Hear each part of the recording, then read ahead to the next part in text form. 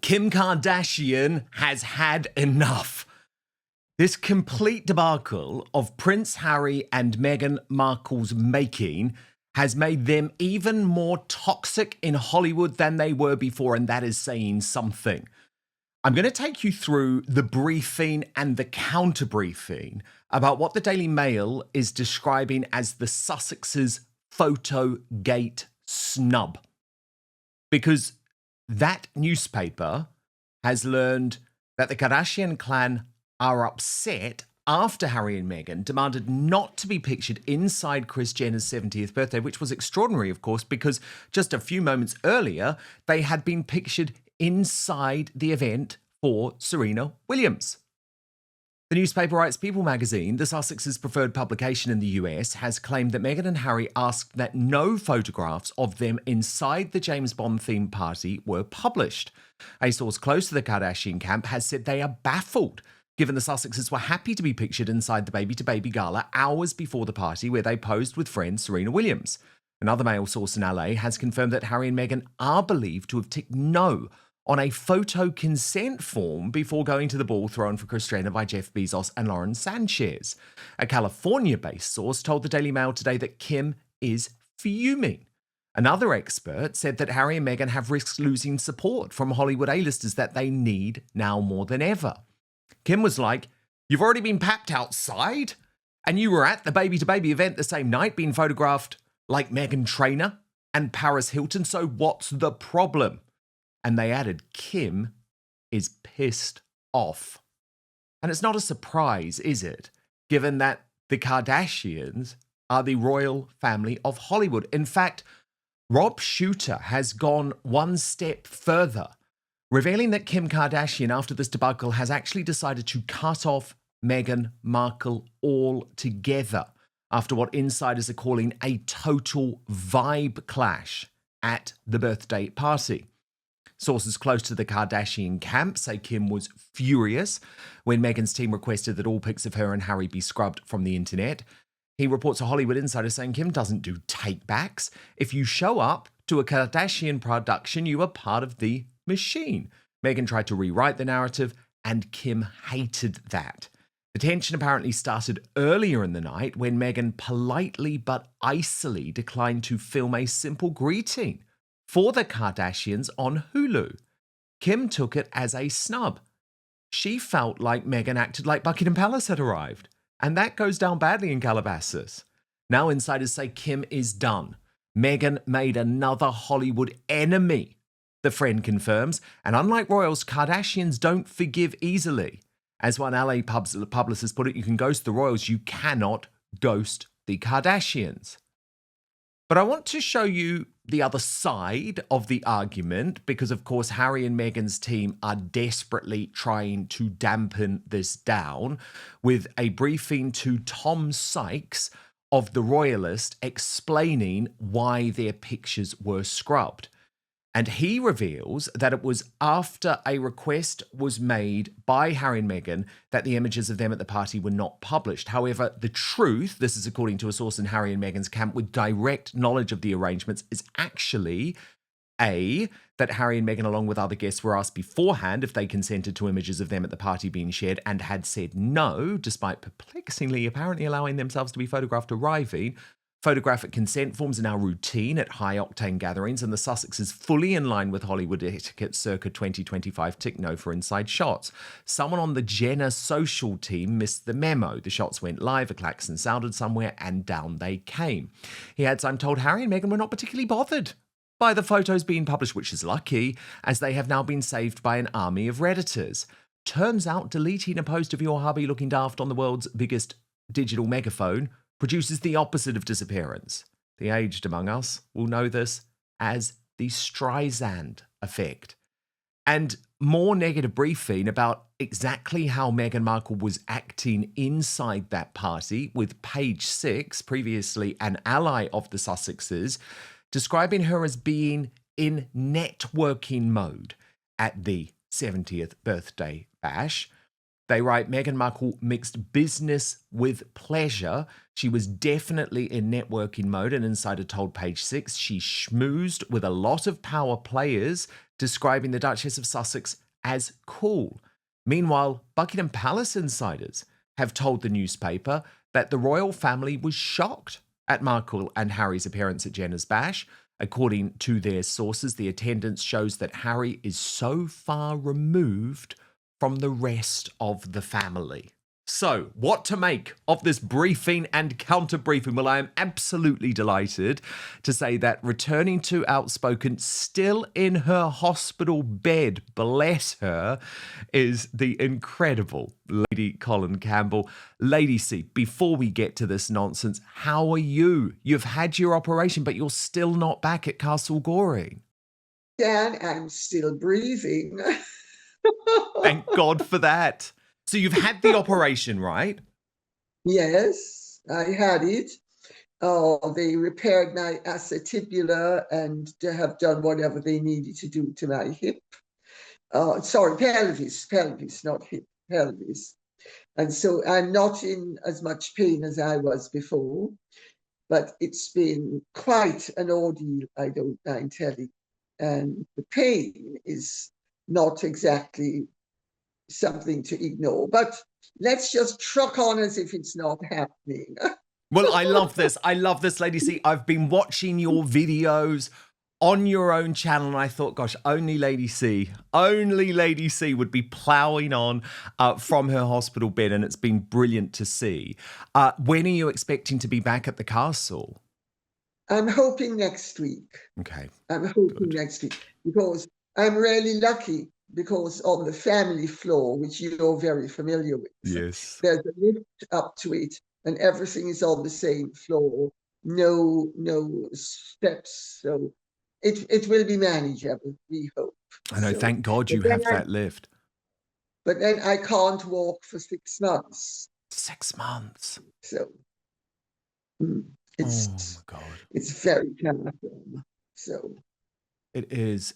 Well, look, thank God that we've still got you, though. And that is the wonder of technology, isn't it? Because you're able to go forward. And I have been so desperate, Lady C, to talk to you about this debacle. I mean, the Daily Mail now, today, Lady C, calling this the Sussexes Photogate. And there's the briefing, but there's the counter-briefing too. So from the Kardashians' point of view, they're saying, well, what the hell? I mean, you went to Serena Williams' event earlier in the night. You allowed pictures to be published from there. You turned up and allowed the paparazzi to take pictures of you. Why are you saying we can't release your pictures? From Harry and Meghan's point of view, they're saying, well, we ticked the box. We ticked the box. We said that we didn't want the pictures released. What is really going on here, Lady C? What is the truth? A very quick but personal message from me to you to let you know that the best way you can support Dan Wootton Outspoken is to subscribe to my Substack at www.outspoken.live. Substack is a free speech platform that protects me from big tech cancellation and lawfare. Paid annual or monthly subscribers get an extra hour of content with the Royal Uncancelled After Show available every weekday with no advertising whatsoever. You can also message me direct on there. That's www.outspoken.live. Well, I suspect, Dan, that both the Kardashians and Meghan and Harry are very adept at creating controversy and stirring the pot. And they know that nothing's going to create more controversy than a teensy-weensy falling out that assures everybody of getting what they want. So the Kardashians have got their photographs. Meghan is able to say that yet again she's been victimized because she ticked the box and blah, blah, blah. I don't know what you think, but I think that's what's going on. I think the whole thing is basically a set of opportunists, and one could almost say grifters, all functioning in tandem to make sure that each one of them gets what they want, but that they ultimately can actually pose as victim or being taken advantage of, because of course if the Kardashians are taking advantage of Meghan and Harry, that ratifies their superior status and it means that they're royalty and that royalty is not supposed to be photographed at things, blah, blah, blah. I think the whole thing is a put-up job. What do you think? Well, I think that Meghan definitely wanted the photos out there and then was able to say to Harry, oh, but I ticked the box. I ticked the box, H. So it's the terrible Kardashians who have done this. And I think Harry's mortification was partly because he saw the negative publicity in regards to those contrasting scenes, Lady C. I mean, it couldn't have been any more true royalty and Hollywood scum when you actually compared what they were doing on that Saturday night. You know, young Prince George sitting alongside his mother and King Charles to honour the war fallen at the Royal Albert Hall. And so the contrast was so great. Then when we finally saw the pictures of Harry inside Lady C, they were terrible images of him, right? So in one of the pictures, he's ogling Kris Jenner's boobs. Like, did you see that? I mean, it's mortifying. Yeah. And then he looked totally off his head in another one, Lady C. Well, that I think is the thing. I think that it was, I think they most likely were embarrassed that Harry looked as if he was doing one of his more ayahuasca moments.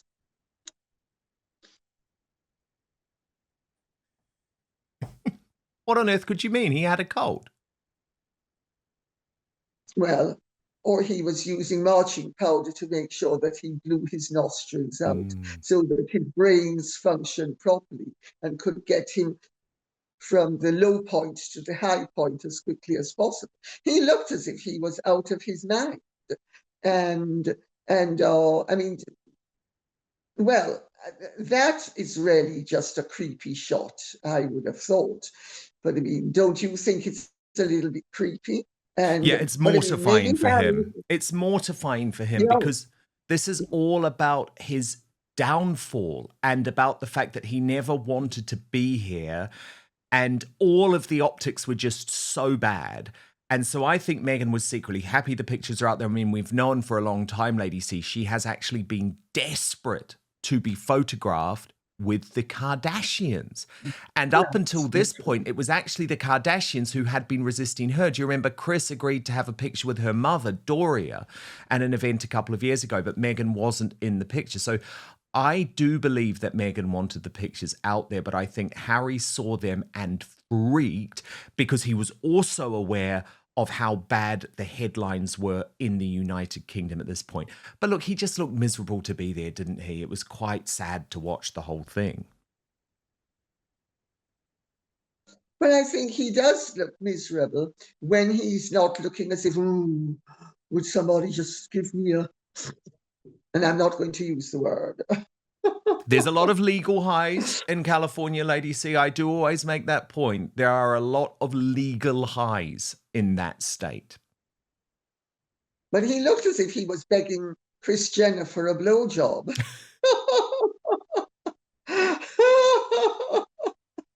Well, Kris Jenner is looking good.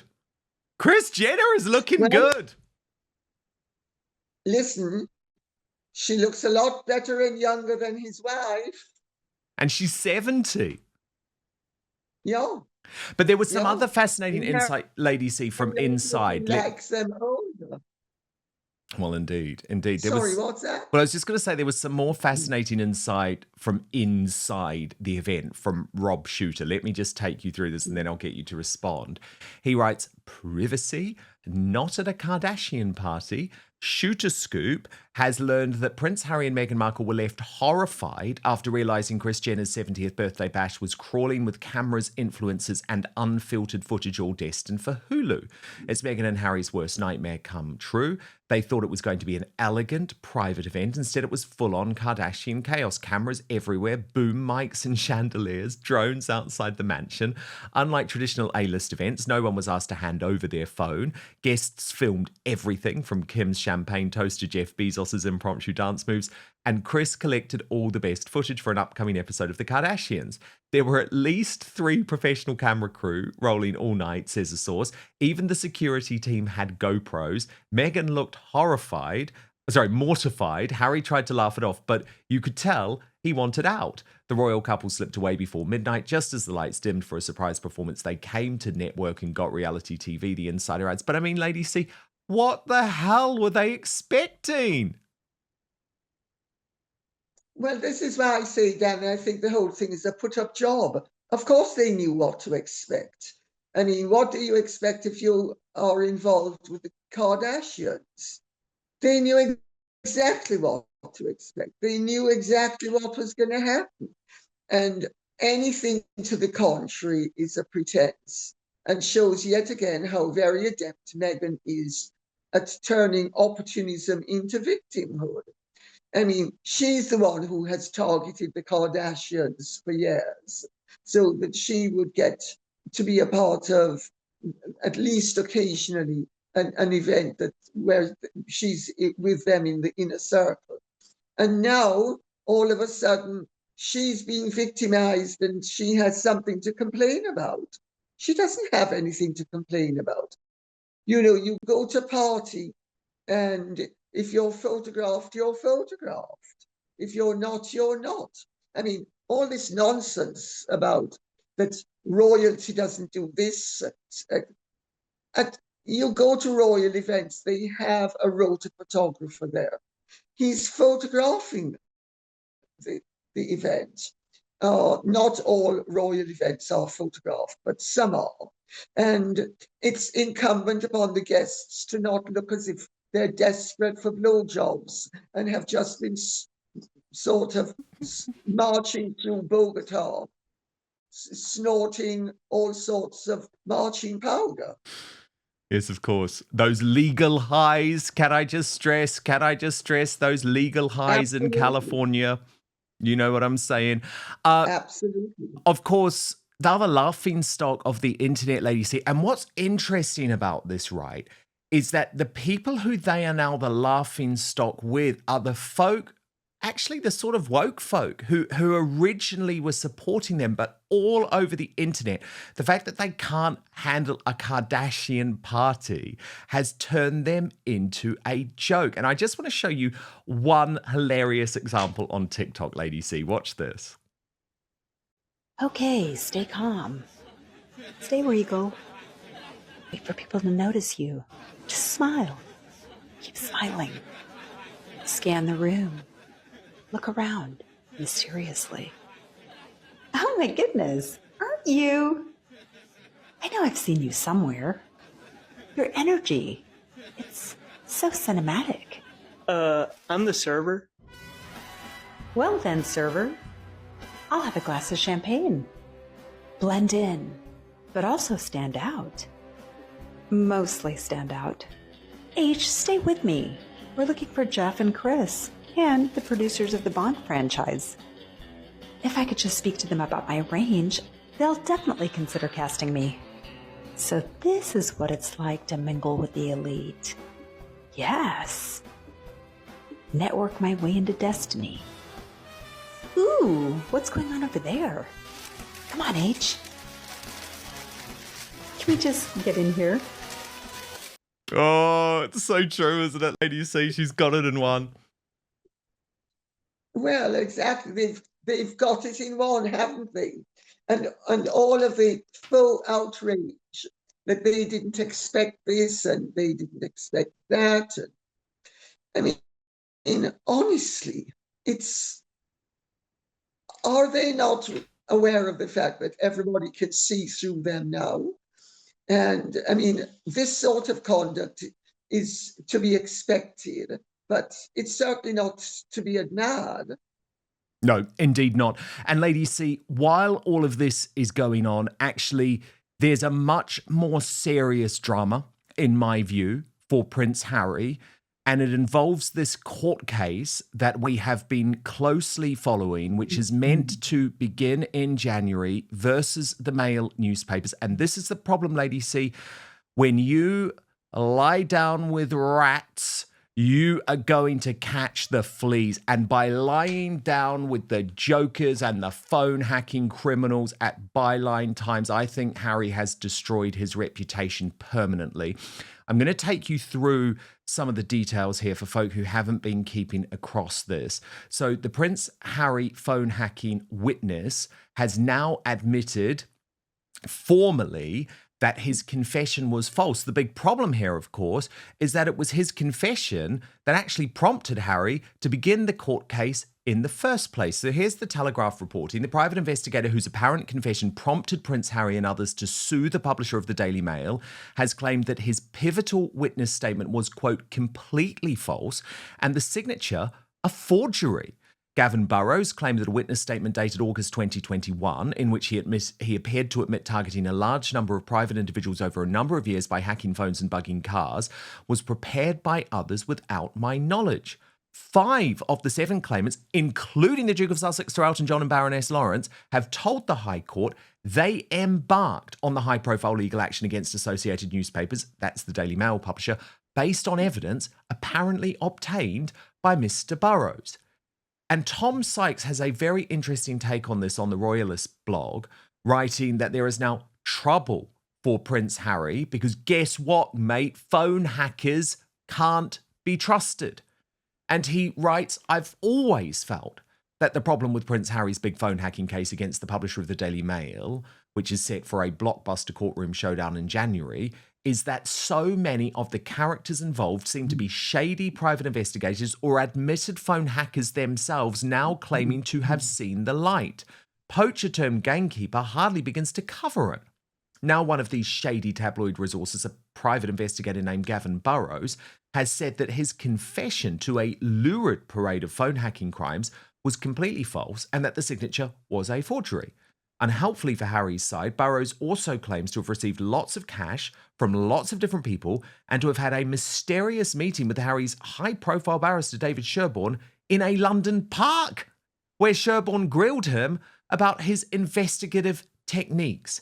Now, I'm sorry, Lady C, how on earth can Harry be stupid enough to let this case come to trial in January? Surely he has to walk away now. He has to realize that he has been lied to by these charlatans and by these criminals at Byline Times, who, by the way, lied to him about me as well.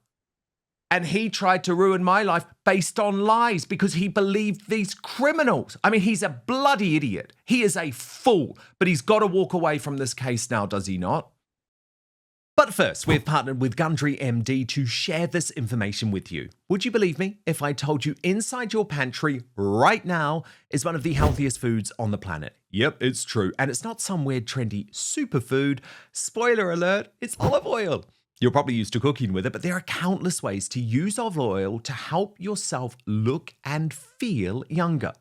For example, olive oil is a natural way to help you achieve a more youthful appearance. Besides helping you look younger on the outside, it's a fantastic tool for your insides as well. According to Dr. Stephen Gundry, a famous cardiothoracic surgeon, nutrition expert, and health advocate, you should get as much high-quality olive oil into your daily routine as possible, whether it's taking a shot of it daily or keeping a bottle of it in your bathroom medicine cabinet. But what kind of olive oil is best for your health? Well, any olive oil can give you some benefits, but if you're looking to get the best results, it matters a lot which one you pick. The olive oil industry is huge, right? You can tell that by the number of olive oil brands you see at the grocery store, and you can bet they're not all made with the consumer in mind. Many brands may even cut corners one way or another to increase profits. When Dr. Gundry came to that realization, he was appalled. But some olive oils are so powerful it may only take a few tablespoons a week to see these incredible health benefits. So how can you tell between an olive oil that can be a health booster and which one isn't up to par? In an effort to answer that question, Dr. Gundry has decided to take a stand and release his personal research and findings. The video has gone viral since its release, and it's important you see it so you can start benefiting immediately. You can watch the video right now by going to getolive1.com/outspoken or by clicking the link in the description box below. That's getolive1.com/outspoken or just click on the link in the description box below. People who have taken his advice have shared their results with him, saying the olive oil they bought after learning his simple rules have helped change their lives. So make sure you go to getolive1.com/outspoken or click on the link in the description box below this video. But now, back to the show. Well, Dan, I mean, I want to make one or 2 points. First of all, insofar as your matter with Valentine's was concerned, I don't think Harry is an innocent in any of this. I do not think that Harry is an unwilling traveler. I think Harry is very happy to go along with anybody who is going to point him where he wishes it to go. That's the first thing. The second thing is, everybody is acting as if Gavin Burroughs, this application regarding Gavin Burroughs' recantation of his statements that he says was a forgery is new. There's nothing new about this. I have been reporting on this on my channel for at least a year, or if not a year, nearly a year. All of this is old news. I mean, it's amazing that it's being presented as if it's new news, because it's not. They have, they being the whole lot of them, David Sherborne, Elton John, Sadie Frost, Doreen Lawrence, Harry, they are in deep hot water, because the fact of the matter is that it has been known for some time now that Gavin Burroughs has categorically denied ever having issued that statement. And we're now speaking about some time ago, but the case has been trundling along as if that statement were valid. And the latest move by David Sherborne and his team is that they don't need to rely upon the statement, because they have hearsay that can be a substitute for it. But the fact of the matter is, if the linchpin evidence in a case is disputed by the person who is supposed to have given it, and the participants in the case, the claimants, have already stated that they got involved purely as a result of their belief that this original statement, which has been asserted to be a fraudulent statement, a forgery, what justification do they have for allowing this case to continue to trundle through the courts? I don't know if you realize the seriousness of it all, because it is a serious criminal offense to utter a forgery in evidence. It is a serious criminal offense to try to pervert the course of justice. I mean, I've done videos on this from months ago on all of this and the consequences of all of this. I mean, they are all looking at serious criminal charges being brought against them if it can be proven that this was a forgery fabricated by Harry's team to create a lawsuit. And also, the judge has bent over backwards so far to allow evidence that was even time barred on the basis of the fact that he was giving Harry's side every opportunity to be able to justify their case, even to being allowed to open up time-barred matters. I mean, Do you see how totally serious this is? Totally. I mean, one of the possible consequences of this is if it emerges incontrovertibly that Gavin Burroughs never signed that statement, that means that Harry and his legal team and his fellow claimants have all been parties to a fraud, and a very serious fraud. And let's remember that Harry, in his memoirs, made it absolutely clear that David Sherborne is the one, when he was staying with Meghan when Archie was a little baby, and it was too great a distance for them to travel up to Balmoral to see the late Queen Elizabeth II, but it was not too great a distance to travel further to the south of France to see David Furnish and Elton John. And it was on that occasion that Elton John and David Furnish orchestrated the meeting with David Sherborne, which led to David Sherborne enlightening Harry as to the fact that he had a casus belli against the newspapers. So this is in black and white. Harry has confirmed that he walked into a situation where he was led to believe that certain things untoward had happened, and he had legal actions against certain newspapers, and that he could prevail. If it emerges that, and the evidence points very strongly, according to the Associated Newspaper side, to the fact that this whole thing has been orchestrated and created in more ways than one.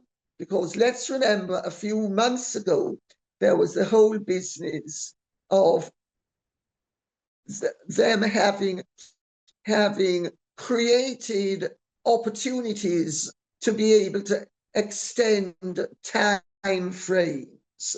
So if that, in conjunction with this latest assertion that Gavin Burroughs' statement is a forgery, means they can all be charged with serious crimes. Now, the main reason why Prince Andrew lost his princely rank is not because of the Virginia Giuffre mess. It's because of all of the other messy things that have happened in terms of financial dealings. Harry is very much in line for losing his princely rank, because if he is in any way, shape, or form involved in a major lawsuit against a major newspaper, which is going to cost £38 million minimum. So whoever loses has to cough up £38 million. I mean, you are looking at a serious level of, will there be charges of fraud, of forgery, of attempt to pervert the course of justice. And there is strong evidence for the fact that these matters have taken place, and they could all end up being charged with various crimes, depending on how complicit each of them turns out to have been in cooperating with the fabrication of evidence. Absolutely fascinating. Absolutely fascinating. And of course, it does play into that whole idea that William doesn't want Harry to have his Duke title anyway. So we're going to keep across this one, as is Lady C. But we're going to have much more, actually, from Ms. Colin Campbell in the uncancelled after show over on Substack, www Outspoken.live if you want to join us there. That is where you get first access to the Royal Uncancelled After Show. Make sure you also subscribe to Lady Colin Campbell on YouTube.